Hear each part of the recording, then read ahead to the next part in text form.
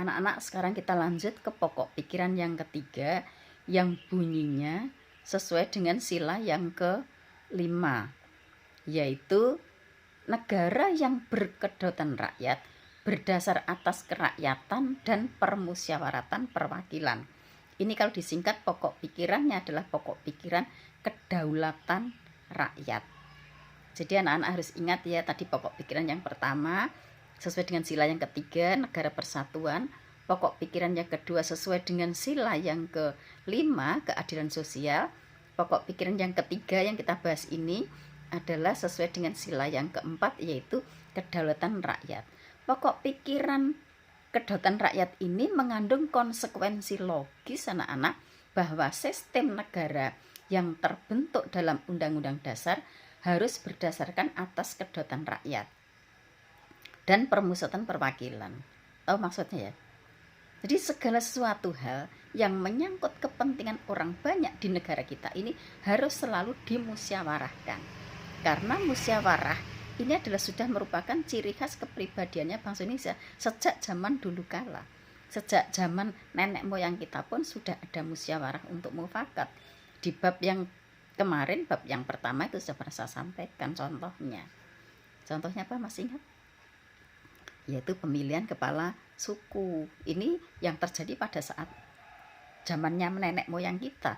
Nah, sekarang pada zaman kita ini kan lebih tegas lagi ya, lebih tegas lagi bahwa segala sesuatu yang menyangkut kepentingan orang banyak harus dimusyawarahkan. Jadi di sini asas ini mengedepankan asas musyawarah mufakat.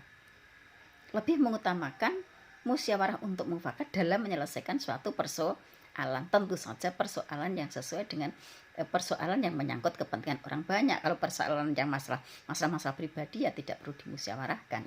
Musyawarah itu macam-macam nanti.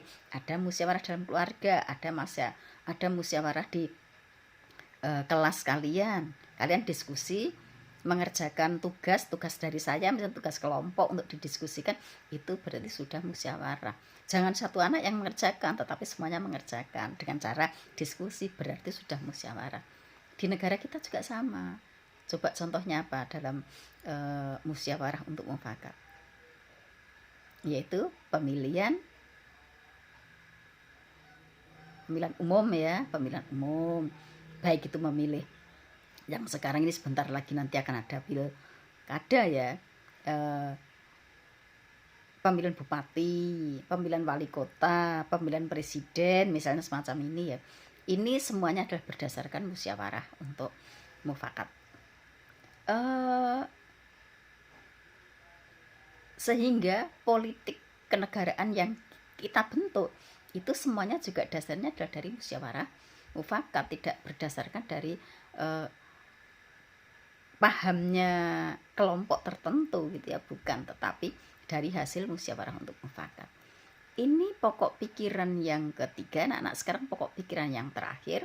Pokok pikiran yang terakhir, karena jumlahnya ada 4 ya, bukan 5, setengah atau 1 garis miring 2. Ini melibatkan sila yang pertama dan sila yang kedua. Bunyi lengkapnya, negara berdasarkan atas ketuhanan yang Maha Esa menurut dasar kemanusiaan yang adil dan beradab.